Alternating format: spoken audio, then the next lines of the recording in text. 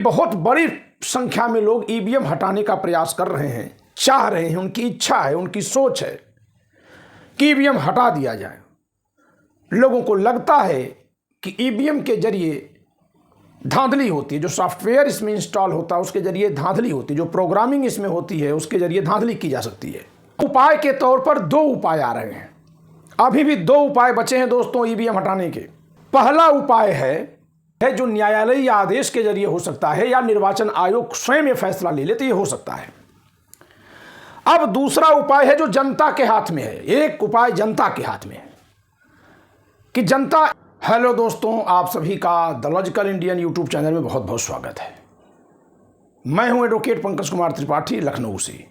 दोस्तों, ईवीएम हटाओ आंदोलन चल रहा है लेकिन अभी सफलता नहीं मिली है। आज हम लोग 26 मार्च तक पहुंच गए हैं, चुनाव शुरू ही होने जा रहा है। ईवीएम पर दो पिटीशन सुप्रीम कोर्ट के सामने जो थी, एक जस्टिस संजीव खन्ना की बेंच के सामने और एक जस्टिस BR गवई जी की बेंच के सामने, दोनों ही खारिज कर दी गई हैं। यानी अदालत के जरिए ईवीएम हटाने का जो प्रयास चल रहा था, अब उधर से सफलता का रास्ता बंद हो गया है। फिर भी बहुत बड़ी संख्या में लोग ईवीएम हटाने का प्रयास कर रहे हैं, चाह रहे हैं, उनकी इच्छा है, उनकी सोच है कि ईवीएम हटा दिया जाए। लोगों को लगता है कि ईवीएम के जरिए धांधली होती है, जो सॉफ्टवेयर इसमें इंस्टॉल होता है उसके जरिए धांधली होती है, जो प्रोग्रामिंग इसमें होती है उसके जरिए धांधली की जाती है। और क्योंकि केंद्र सरकार का निर्वाचन आयोग पर नियंत्रण है, वर्तमान में तो खुल्लम खुल्ला नियंत्रण हो गया है, तब केंद्र सरकार के पक्ष में ईवीएम का बड़े पैमाने पर दुरुपयोग होना संभावित है और इसको लेकर लोग आशंकित हैं। ये लोगों की मान्यता है, धारणा है, सोच है, जो सोशल मीडिया पर हर जगह वायरल है। इसके लिए किसी सर्वे, किसी आंकड़े की जरूरत नहीं है। अब उपाय के तौर पर दो उपाय आ रहे हैं, अभी भी दो उपाय बचे हैं दोस्तों ईवीएम हटाने के। पहला उपाय है कि ठीक है कि ईवीएम नहीं हटेगी, सुप्रीम कोर्ट में पिटीशन डाल करके ये बात कही जाए, या कोई पिटीशन पड़ी है तो उसी में ये बात कही जाए कि 100% वीवीपैट गिनवाया जाए। अगर 100% वीवीपैट का मिलान कराने की बात कर दी जाए तो इसके दुरुपयोग की आशंका बहुत हद तक कम हो जाएगी। फिर दुरुपयोग करना लगभग असंभव होगा। तो एक रास्ता तो यह है कि ईवीएम बनी रहे लेकिन वीवीपैट की 100% काउंटिंग का आदेश करके ईवीएम पर उठने वाले सवालों को वीवीपैट की गणना से संतुष्ट कर दिया जाए। ठीक है भाई, आम जनता है, हम एक आम जनता के नाते आशंकित हैं कि दुरुपयोग हो रहा है। आप तंत्र हैं, सरकार हैं, अदालत है, निर्वाचन आयोग हैं, आपकी जिम्मेदारी भी है कि जनता में उठ रहे ऐसे सवालों को शांत करिए जो जनता के अधिकार से जुड़े हुए हों। यह राजनीतिक पार्टियों का अधिकार नहीं है कि निष्पक्ष चुनाव हो, यह जनता का अधिकार है।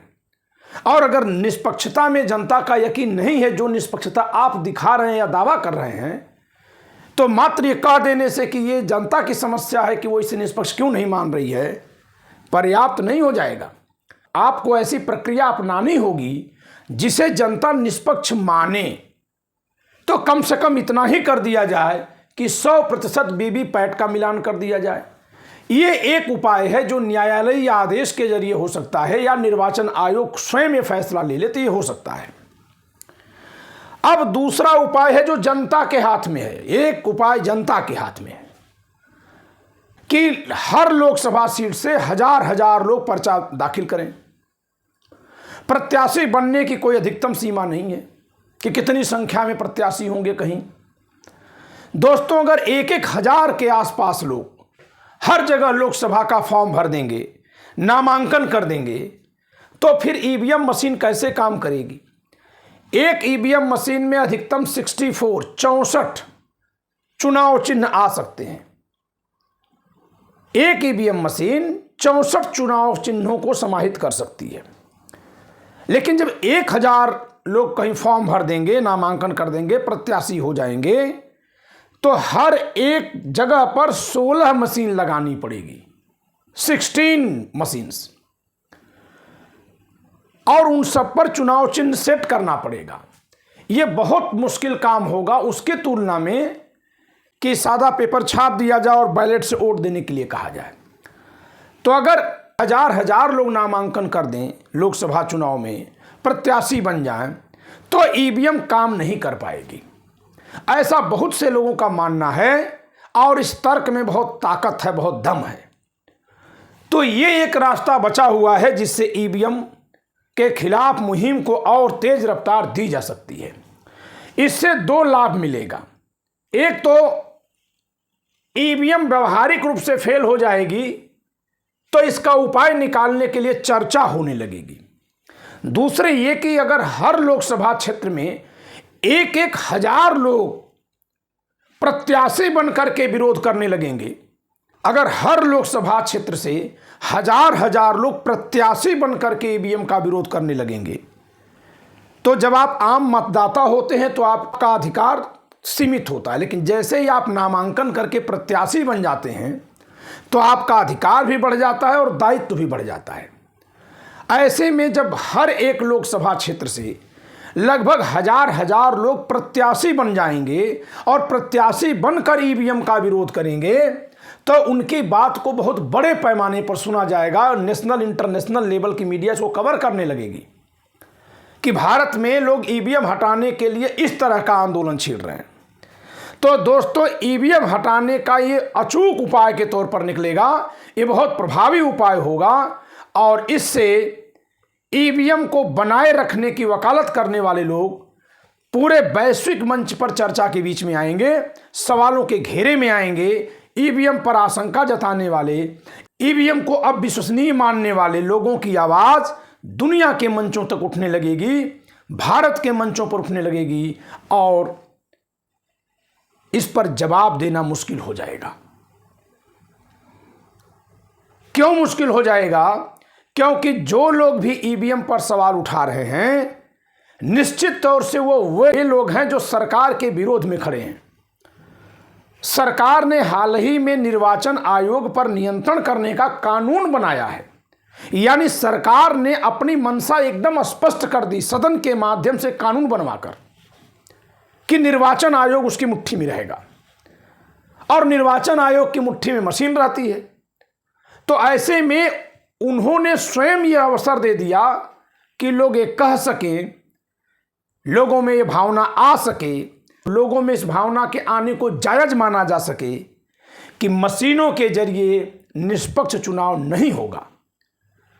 क्योंकि जो सरकार निर्वाचन आयोग को नियंत्रण में लेने के लिए प्रतिबद्ध दिख रही है, कटिबद्ध दिख रही है, हर तरह से एकदम आतुर है, क्योंकि जो सरकार निर्वाचन आयोग को अपनी मुट्ठी में लेने के लिए, नियंत्रण में लेने के लिए आतुर दिख रही है, जन भावना और संविधान की परवाह किए बिना सुप्रीम कोर्ट के निर्णय को पलट करके निर्वाचन आयुक्तों की नियुक्ति पर अपना एकाधिकार ले रही है, वह सरकार क्या मशीन में दुरुपयोग नहीं कर रही होगी?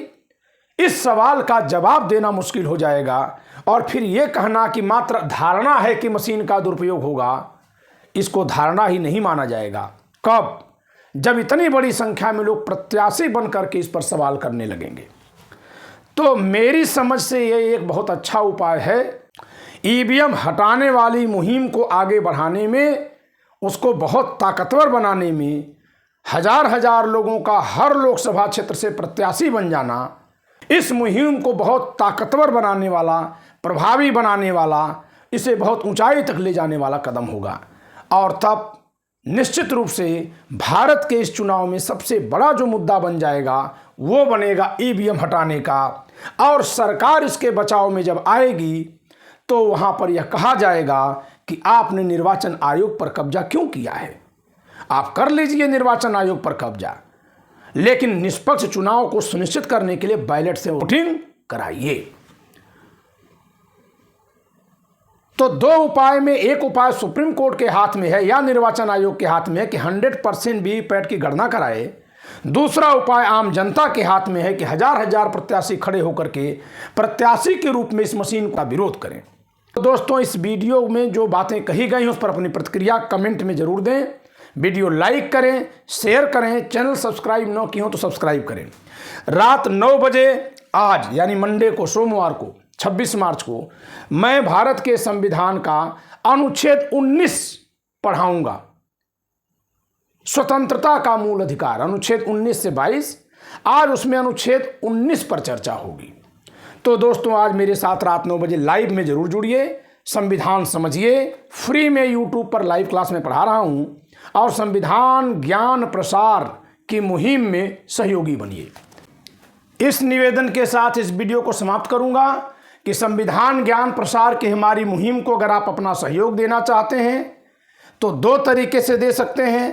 एक तरीका तो यह है कि इसमें आप जुड़िए और जो लिंक होता है यूट्यूब पर लाइव क्लास का उसे शेयर करिए, जो रात 9 बजे की क्लास होती है। दूसरा ये है कि आप आर्थिक सहयोग दे करके भी हमारी मदद कर सकते हैं। आर्थिक सहयोग देने के लिए इस नंबर पर आप गूगल पे, फोन पे या पेटीएम कर सकते हैं, या वो बार कोड स्कैन करके भी हमारी सहायता कर सकते हैं। आपके द्वारा दी गई सहायता संविधान ज्ञान प्रसार की हमारी मुहिम में एक बहुत बड़ा सहयोग होगी और इससे हम और आगे काम करने के लिए सामर्थ्यवान हो पाएंगे। तो दोस्तों, इस वीडियो में इतना ही। जय संविधान।